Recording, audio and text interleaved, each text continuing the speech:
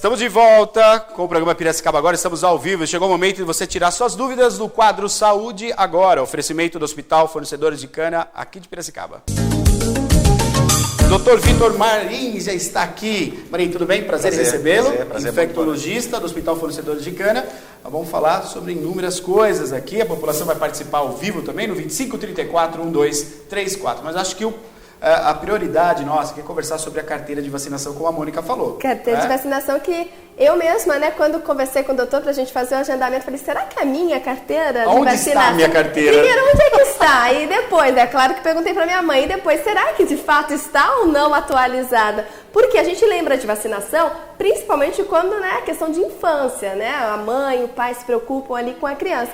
E depois, ao longo dos anos, aí a gente vai deixando a carteirinha esquecida na gaveta, não é, doutor? É verdade. Boa noite, muito prazer, né? Muito obrigado pelo convite. Na verdade, é uma grande... A vacinação, todo mundo acha que é só para criança, para adolescente, mas na verdade é destinada para o idoso, destinada para o adulto jovem, né? O profissional de saúde. Então é sempre importante procurar o seu médico para atualizar, né, o esquema vacinal, né? Agora, para esclarecer para quem está em casa, a gente falar um pouquinho, doutor, a questão da vacinação, o que ela previne? Como é que funciona a vacina? Porque daí tem alguns mitos também que a gente vai esclarecer aqui. Sim. Né? Mas como é que funciona a vacina? O intuito da vacinação, na verdade, é garantir uma segurança para o paciente. Como é que funciona? Né? Quando eu tenho uma doença, né, a pessoa pode adquirir uma imunidade a essa doença, né, produzindo anticorpos contra essa doença, né? A vacinação, na verdade, eu provoco isso, né?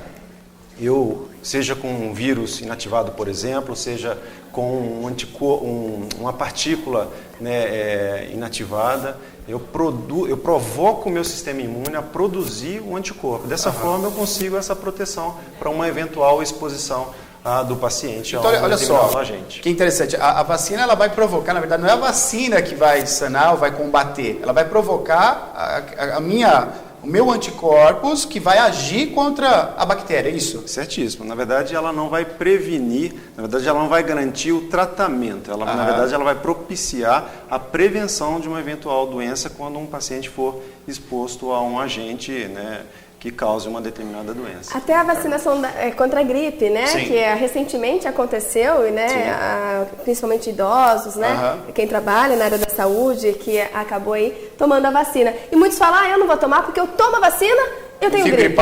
Eu fico gripado. Esse é um grande mito. Exatamente, é isso que eu gostaria que o doutor explicasse para a gente. Na verdade, as vacinas, principalmente da influenza, ano a ano elas são atualizadas, ou seja, ela garante a proteção para alguns tipos de vírus, alguns serotipos, né?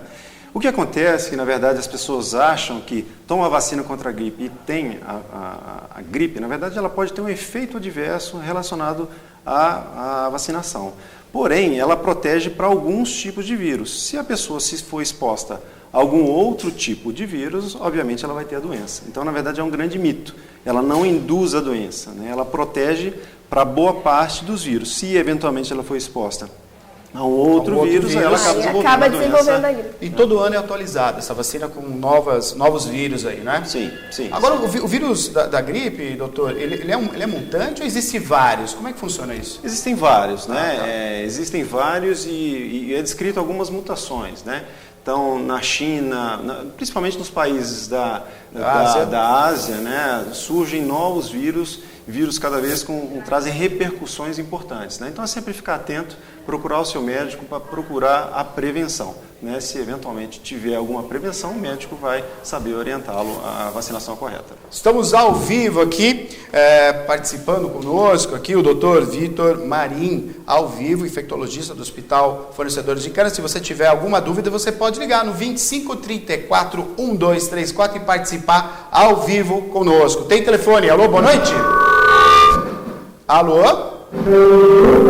Boa noite, quem está falando?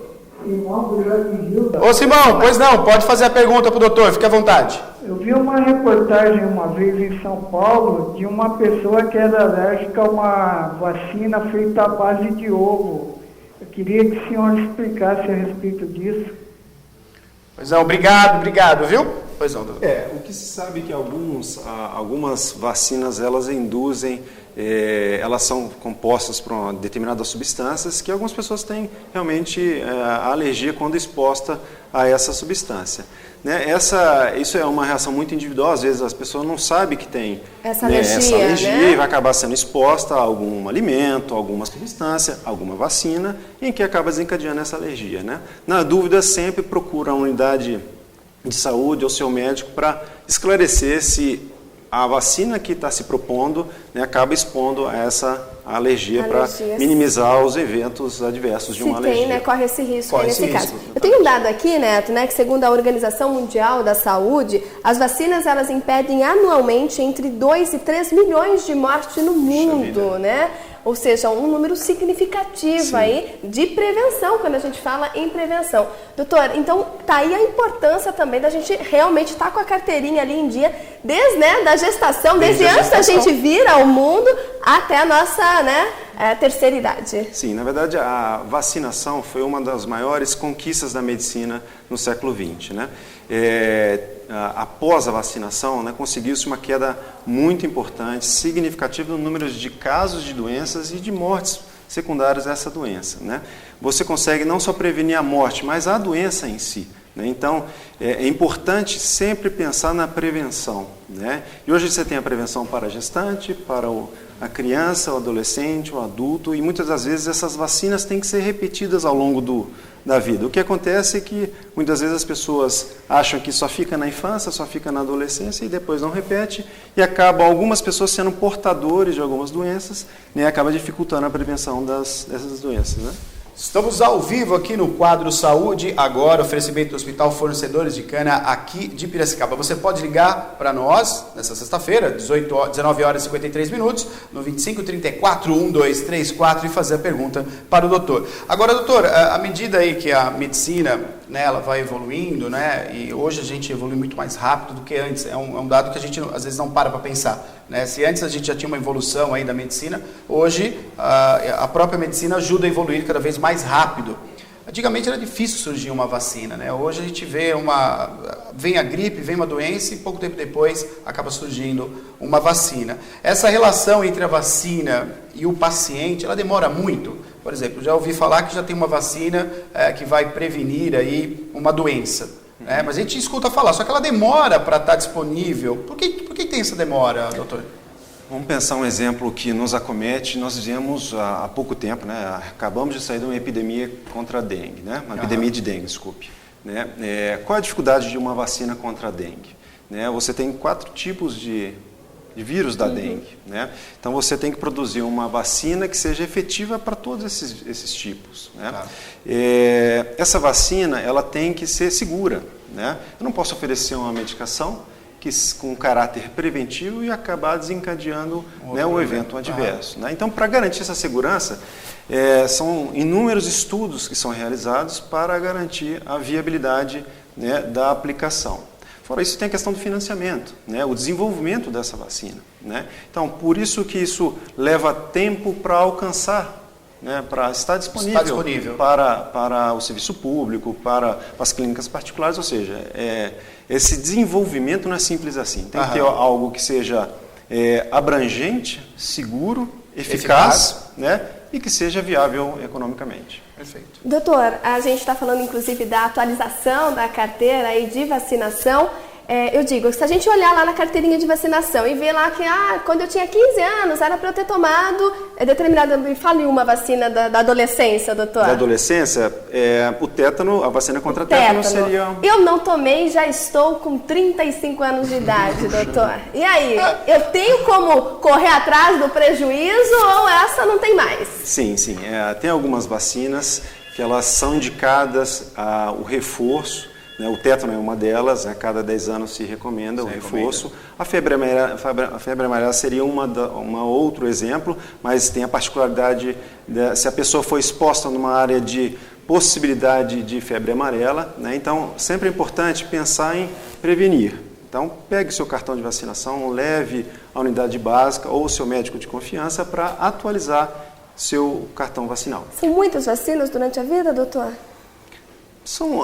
O maior número está concentrado, de fato, na infância e na adolescência, né? Depois, as vacinas, para quem tem medo de agulha, caem e muito, né? Então, não são tantas assim, eu me lembro quando criança, minha mãe dizia que eu tinha que tomar a vacina, eu falava, mas tem agulha ou é de gotinha? É de gotinha, né? Doutora, Eliana Rodrigues, Nova Piracicaba, está perguntando, a grávida, ela tem que tomar a vacina antes, durante a gravidez? Ela pede essa orientação. A gestante é um caso especial, né? A gestante, ela pode, algumas vacinas, se eu aplicá-las durante a gestação, eu acabo impondo um risco para a criança, né? Então é importante sempre, pensou se eventualmente está planejando a gravidez, né, procurar o seu médico para se preparar melhor, né, de forma mais adequada. Mas durante a gestação, de repente é uma gestação que não estava planejada, aconteceu, né, tem como você atualizar, né? Então, a vacina contra tétano, por exemplo, é extremamente importante que seja atualizada. A influenza é um outro exemplo. Isso para a gestação também. Isso para a gestação também, né? Outras, né, fica num outro momento, seja antes da gestação ou após a gestação. Então, procure seu médico para atualizar. Dá tempo de atualizar. O importante é atualizar. Exatamente. Estamos ao vivo aqui com o Dr. Vitor Marim, infectologista, obrigado, infectologista do Hospital Fornecedores de Cana, e você pode participar ao vivo conosco aqui no 2534-1234. Tem telefone? Alô, boa noite. Boa noite, Neto. Boa noite, quem está falando? Mônica, boa noite, doutor. Boa noite. Oi, perdão, não deu para ouvir. Quem está falando? Maria Tereza. Oi, Maria Tereza, qual é o seu bairro? Santa Fé. Santa Fé, pode fazer a pergunta. Eu queria fazer uma pergunta para o doutor Vitor da seguinte maneira. Eu já sou da terceira idade, vou fazer 62, né? E há 15 anos atrás eu tomava vacina, porque eu tive hepatite, eu tive problema de asma, bronquite, crônica, essas coisas, né? Então eu cheguei a tomar a vacina, mas agora me descuidei, faz 15 anos que eu não tomo. Eu tomo sim, a da gripe todo ano. E como eu estou na terceira idade, eu queria perguntar para ele se é obrigatório a gente tomar essas vacinas, como que a gente faz para estar realizando essas vacinas. A gente vai na unidade de saúde, chega lá e fala que quer se vacinar, é isso que eu quero saber. Dona Maria Tereza, Porque, na verdade, eu já tive até hepatite também, né? Hepatite. Eu não sei qual hepatite que a senhora teve, mas é importante, a gente na verdade só tem a prevenção contra a hepatite B, então precisaria saber qual hepatite que a senhora teve. Se a senhora teve a hepatite C, é importante que a senhora se previna contra a hepatite B, né? Então é importante procurar o médico da senhora para avaliar qual hepatite de fato a senhora teve. Mas é extremamente recomendável, assim, a senhora procurar a unidade básica ou uma clínica de confiança da senhora para procurar atualizar. A influenza é uma medicação, é uma vacina que a senhora deve receber anualmente, isso sem dúvida nenhuma. Tem outros exemplos, a pneumocócica, né, que seria algo interessante para quem tem um problema de pulmão. Acho que se eu entendi que ela tem algum problema de pulmão. Um outro exemplo, pensando na terceira idade, é pensar na que previne o herpes zoster, né, que é uma reativação do vírus varicela, né? Então é importante a senhora também procurar essa opção. Essa ainda não está disponível na unidade básica, mas está disponível nas clínicas, né? Então tem algumas vacinas que seriam recomendáveis para a senhora sim, né? Então procure a unidade de saúde de referência da senhora para atualizar o cartão vacinal. Agora, falando um pouquinho, né, da questão do recém-nascido, falando no Hospital Fornecedores de Cana, como que é feito, assim, a partir do momento que a futura mamãe vai fazer o pré-natal? Como é que é desenvolvido essa questão das vacinas, doutor? O acompanhamento que é feito no hospital? Olha que eu acompanhei na quarta-feira, viu? Na quarta-feira, nasceu sua sobrinha, né? Na quarta-feira eu acompanhei 2 picadinhas já no segundo dia de vida, Neto. Uma na perninha e outra no braço, né? Não lembro quais são os nomes dessas vacinas. Na verdade, a criança quando nasce, ao nascimento, ela já recebe contra a hepatite B e a BCG. Ao nascimento, quer dizer, o Hospital Fornecedores de Cana, nasceu a criança já encaminhada para tomar vacina. Na verdade, o hospital, toda a maternidade, todo o serviço de saúde, né, recebe a assistência do serviço municipal, né? Então, é uma pessoa que é capacitada pelo município, essa pessoa vai até o hospital, aplica a vacinação, né, para garantir a segurança para a criança já após o nascimento. Bom, isso então é garantido, dentro do hospital já é feito isso, né? Agora, quando a mãe vai para casa com o bebê, nessa sequência, qual seria a próxima vacina, com que idade, doutor? Tem vacinas que vão já no mês seguinte, por exemplo. Já no mês seguinte, no mês seguinte, é hepatite B, né?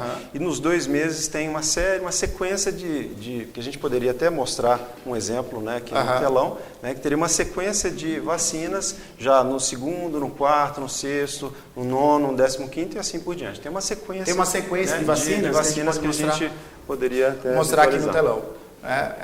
Bom, agora a pergunta, claro, né? Como eu e a Mônica, acho que muita gente que está em casa também, a carteira de vacinação, a gente vai deixando ela de lado ao final da adolescência, né? Vamos procurar ela Quais agora. são os... A gente precisa saber... tá aqui. Vamos falar então, primeiramente. Pode abrir a tela inteira, Bruno? Isso, legal. Então a gente tem ali, acho que dá para ver melhor, né, doutor? Ou dá para ver aqui também? Aqui dá para ver. Então tá aí, o calendário da criança até os 6 anos de idade, 2014 aí, mas ela mantém ainda. Quais são as vacinas, doutor? Então, quando a criança nasce, ela já recebe na maternidade vacina contra a tuberculose, que previne as formas graves da tuberculose, que é a BCG, né? Já recebe a primeira dose da hepatite B. Essa primeira dose da hepatite B tem outras subsequentes, né, que vem agora junto, que agora nos últimos anos ela vem conjugada com outras vacinas, que vem na pentavalente, por exemplo. Depois você tem a pneumocócica, você tem a do rotavírus, né, você tem a da poliomielite. Né? Então, no 2º já tem um esquema amplo, no 3º tem uma vacina extremamente importante que previne a meningite pelo meningococo. Isso é muito importante, né? Sim, extremamente importante. No 4º mês também tem uma série de... Doutor, só desculpa, do meningococo é uma dose só que a gente toma, depois da tudo também toma? Sim, não, só essa dose. A única dose? Só. E é recente isso, não? É algo recente, que vem já nos últimos anos, né? Então, a gente, de certa forma, provavelmente não foi protegido. Não foi protegido. Sim, isso é algo... Eu me lembro que teve uma campanha em 91 ou 92 que eu realmente fui tomar essa vacina, que era uma campanha em massa aí. Né? Mas é bom que o nenê já sai, então, sim, com a vacina. Sem dúvida nenhuma. São conquistas, né? São conquistas na verdade, do calendário vacinal, né? Não só do Estado de São Paulo, que algumas são exclusivas do Estado de São Paulo, mas do calendário vacinal brasileiro. Agora, falando do calendário brasileiro, doutor, isso realmente o Brasil é algo para se orgulhar, porque a vacinação no Brasil ela tem uma campanha em massa, né? Até algumas doenças conseguiram realmente sumir do nosso país, né? Isso é algo muito importante, né, doutor? Sim, extremamente relevante. A varíola é um exemplo, né? A varíola, que na verdade é a única doença erradicada no mundo inteiro. No mundo inteiro. Desde 1977, né? Então, algumas doenças faz muito tempo que a gente não tem casos aqui. A poliomielite no Brasil também é um outro exemplo, né? Tem uma série de doenças controladas no Brasil. O que acontece é que algumas doenças não estão bem controladas em outros países e acabam migrando para cá. Né, pelo deslocamento internacional. Sim. Hoje é um paciente que é um portador, que está uma manifestação subclínica, acaba adentrando no país e acaba expondo aquele paciente ou aquela pessoa, o indivíduo que ele não está protegido, está imune, ele acaba sendo suscetível e acaba desenvolvendo. Então, esse é o risco, né, hoje, desse deslocamento em massa de pessoas. Se todo mundo não estiver protegido, doenças controladas hoje podendo ser um problema no futuro. Doutor, eu quero agradecer a sua participação no quadro. Só perguntar para ele rapidinho, onde é que a gente encontra aí, né, todos esses nomes de vacinas, esse calendário, doutor? Na verdade, tem um site do CVE do Estado de São Paulo, depois eu posso deixar aqui para vocês. A gente vai disponibilizar no nosso Facebook também. CVE do Estado de São Paulo, mas procure sua unidade básica, que é a melhor forma de você receber a orientação adequada, de você avaliar o cartão que precisa ser adequado e atualizado, né? Essa é a melhor forma de se prevenir. Muito obrigado.